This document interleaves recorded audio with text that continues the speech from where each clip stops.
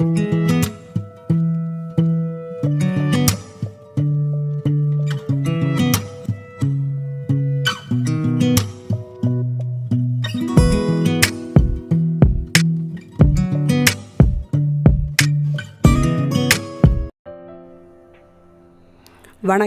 Welcome to Kovai cookery.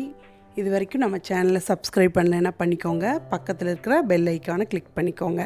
இன்றைக்கி அடை தோசை செய்ய போகிறேன். அதுக்கு மாவு ஆட்டிட்டு அது எப்படி அரைக்கிறதும் அதுவும் சொல்லி எப்படி இருக்குங்கிறதும் உங்களுக்கு செஞ்சு காட்டுறேன். வாங்க பார்க்கலாம். இப்போ அதுக்கு வந்துட்டு ஒரு 3/4 டம்ளர் அளவுக்கு உளுந்து பருப்பு எடுத்துக்கோங்க. நான் இந்த டம்ளரில் மெஷர் பண்ணியிருக்கேன். நீங்கள் எந்த கப்பில் ஆனாலும் இதே ரேஷியோவில் நீங்கள் போட்டுக்கலாம். துவரம்பருப்பு ஒரு 3/4 டம்ளர்,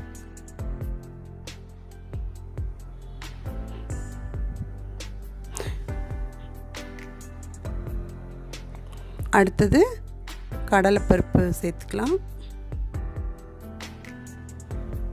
கடலைப்பருப்பு ஒரு 3/4 டம்ளர்,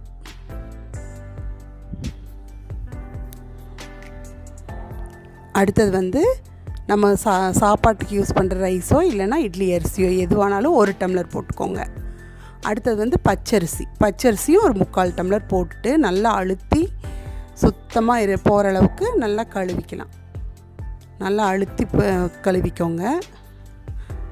இப்போது வெந்தயம் 1 ஸ்பூன் சேர்த்துக்கலாம்.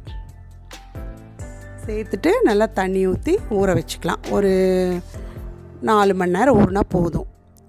இப்போது கிரைண்டரில் நம்ம சேர்த்து இது பண்ணிக்கலாம். என்னென்ன சேர்த்துலான்னு சொல்கிறேன். ஃபஸ்ட்டு ஒரு வரமிளகா ஒரு 5 மிளகா, கருவேப்பிலை, சீரகம், பெருங்காயம், அவ்வளோதான். இப்போ நம்ம முதல் போட்டு அது நசுங்கட்டும்.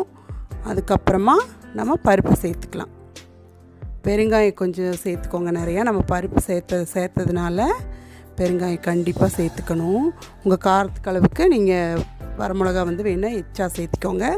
சீரகம் ஒரு 2 ஸ்பூன் அளவுக்கு சேர்த்துக்கோங்க. என்னோடய அளவுக்கு நான் சேர்த்துருக்குறேன். நீங்கள் எவ்வளோ வேணுமோ உங்கள் காரத்துக்கு தகுந்த மாதிரி நீங்கள் சேர்த்துக்கோங்க. இப்போ எல்லா பருப்பையும் போட்டு நல்லா அரைச்சிக்கலாம்.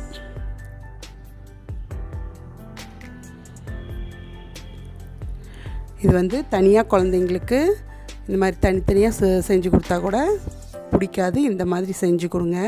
ரொம்ப சத்தாகவும் இருக்கும், நல்லா ருசியாகவும் இருக்கும். எல்லாத்துக்குமே உடம்புக்கு ரொம்ப நல்லது. சீரகம் பெருங்காயமெல்லாம் சேர்த்துருக்கிறதுனால உங்களுக்கு பெருசாக வாய் தொந்தரவெல்லாம் இருக்காது. ரொம்ப சத்துள்ள உணவு. வாரத்துக்கு ஒரு 2 தடவை கூட இது மாதிரி செஞ்சு சாப்பிட்லாம். ரொம்ப நல்லாயிருக்கும். இது கூட நம்ம வெங்காயம் ஒரு 2 சேர்த்துருக்கேன் நான்.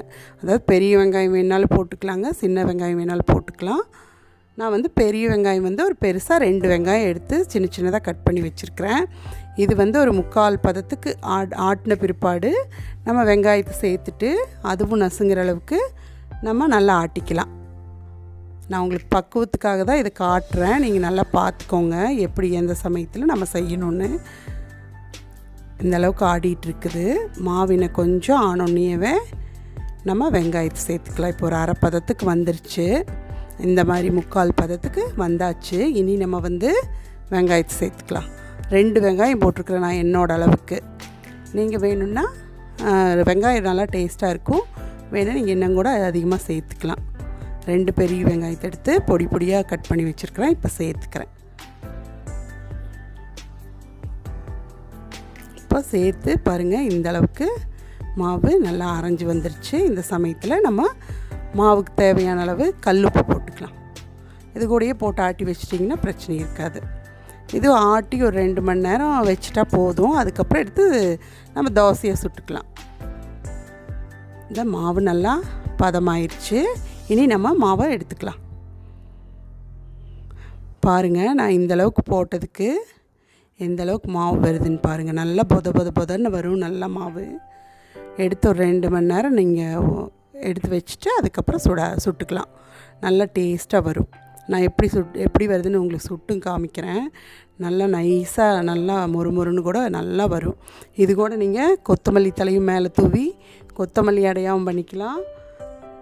முருங்கைக்கீரையும் போட்டு பண்ணிக்கலாம். இப்போ என்கிட்ட முருங்கைக்கீரையில் இல்லை, அதனால நான் போடல. நான் சும்மா சுட்டு காமிக்கிறேன். நீங்கள் எது வேணுமோ மேலே தூவி சுட்டுக்கலாம். நீங்கள் பாருங்கள் எவ்வளோ ஸ்மூத்தாக எவ்வளோ நல்லா மெலிசாக வருதுன்னு பாருங்கள்.